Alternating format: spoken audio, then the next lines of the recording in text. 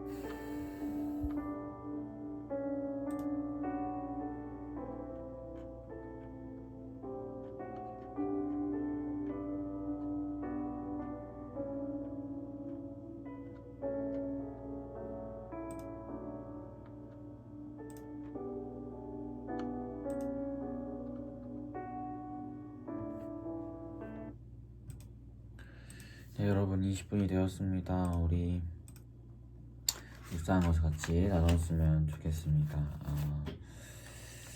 네, 이제 사울 왕에 대한 이야기가 계속해서 나오고 있어요. 그래서 오늘 특별히 이제 15장부터는 어제까지 이제 블레셋 이야기였다면 이제 아말렉이라는 족속을 하나님께서 사울에게 칠 것을 명령하세요. 사무엘을 통해서.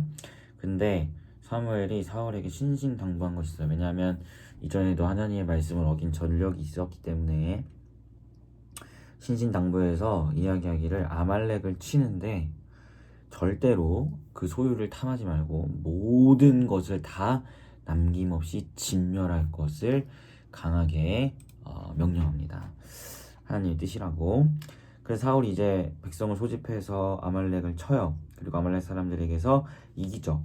그리고 아말렉 사람의 왕 아각을 사로잡고 모든 백성을 다 진멸했어요. 말씀대로. 그런데 백성뿐만 아니라 그들의 재산과 가축 이런 거 다 진멸하라고 했는데 다 진멸하지 않은 게 있었으니 그게 바로 그 아말렉 사람들의 재산 중에서 양이나 소 이런 좀 질 좋은 것들을 진멸하지 않았음을 이야기합니다.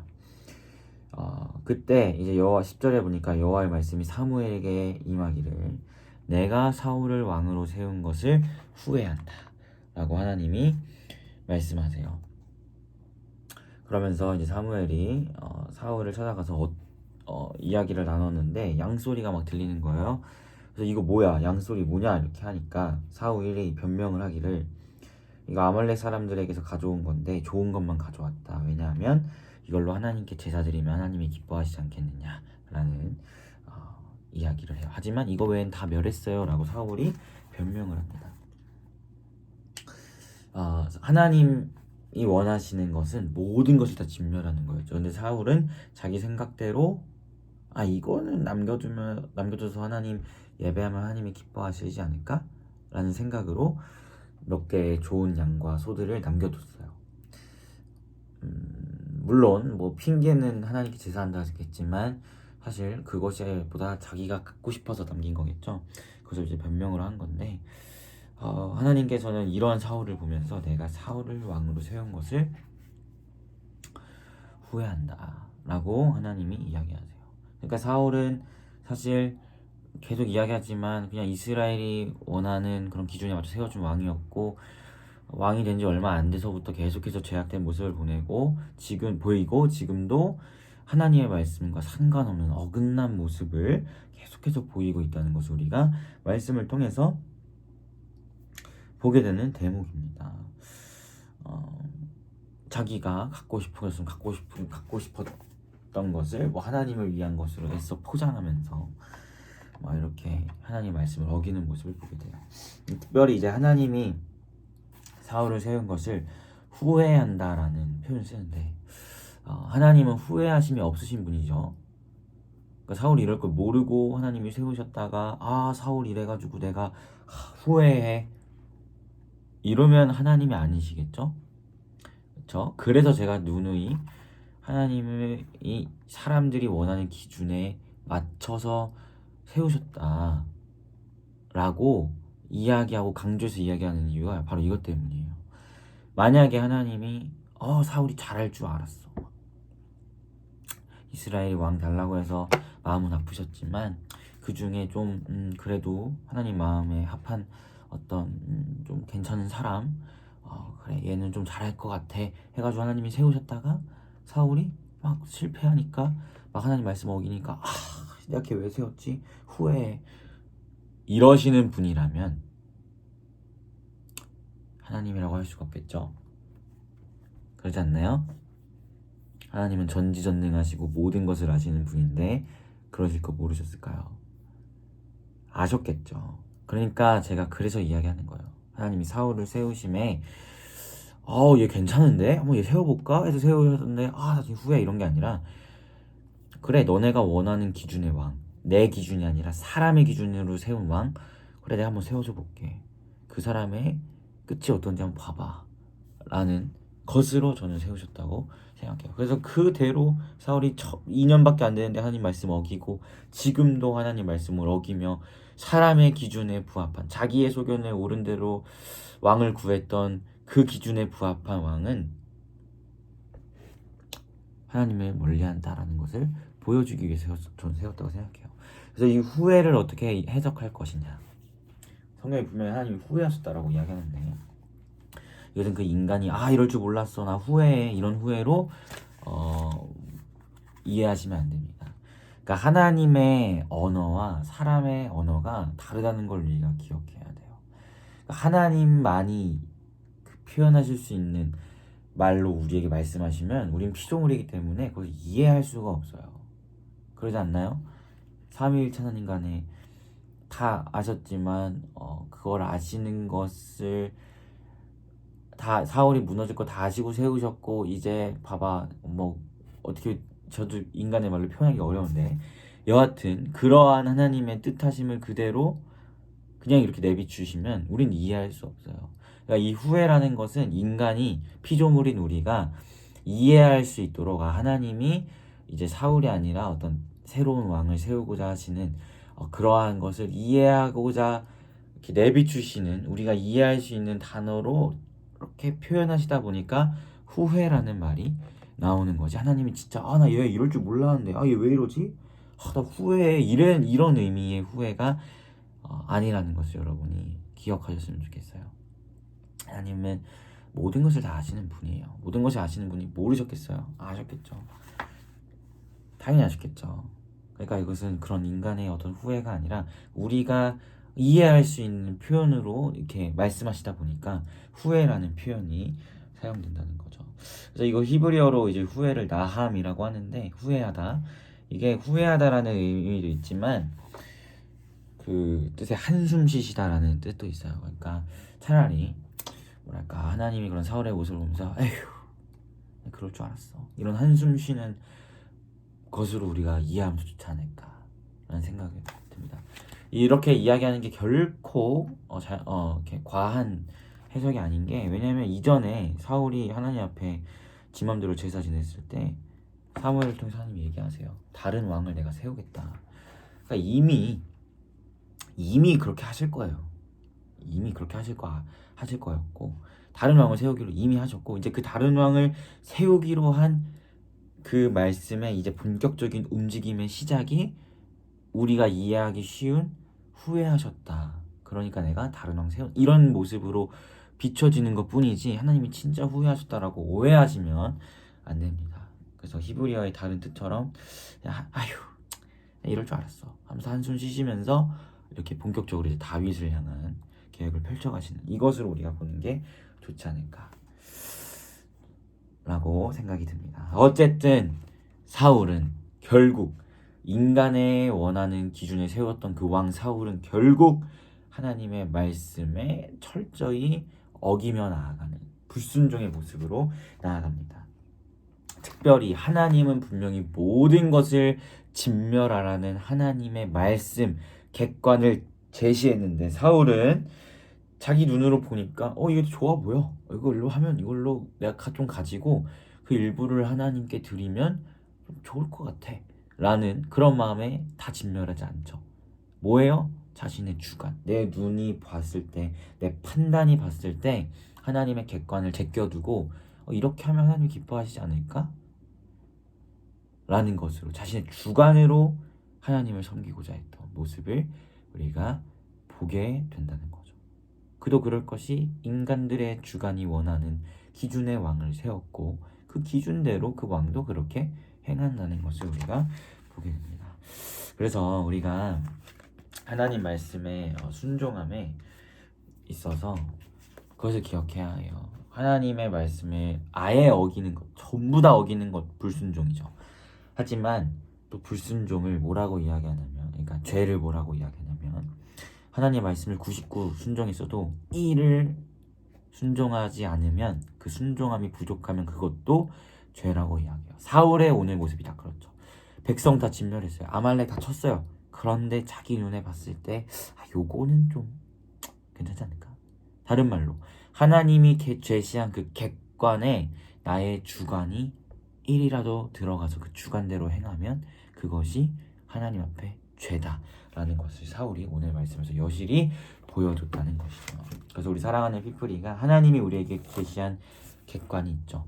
그 하나님이 우리에게 제시한 그 객관이 있는데 그 객관에 100% 순종해서 나아가는 것이 하나님 기뻐하시는 것이지, 그 객관이 있는데 거기에 나의 주관을 1%라도 섞어서 하나님 이러면 좋아하실 거야 라는 생각으로 나아가는 건 그것도 하나님 앞에 죄가 된다라는 것을 기억하면서 오늘 하루 우리의 삶이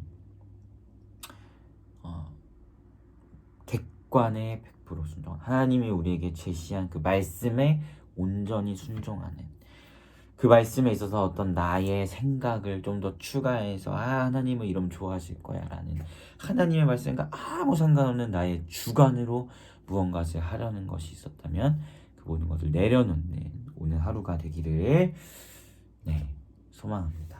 우리 같이 기도했으면 좋겠어요. 이 시간 같이 기도할 때 하나님의 말씀에 내가 온전하게 나의 생각으로 나아가고 생각으로 순종하는 게 아니라 하나님의 말씀에 맞게 100% 순종하는 내가 될 수 있도록 인도해달라고 함께 기도하도록 하겠습니다. 기도하겠습니다. 주님,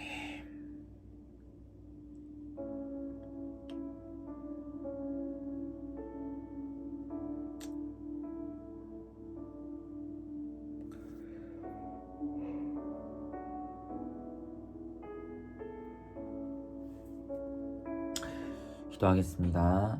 하나님, 우리가 하나님의 말씀에 100% 순종하기 소망합니다.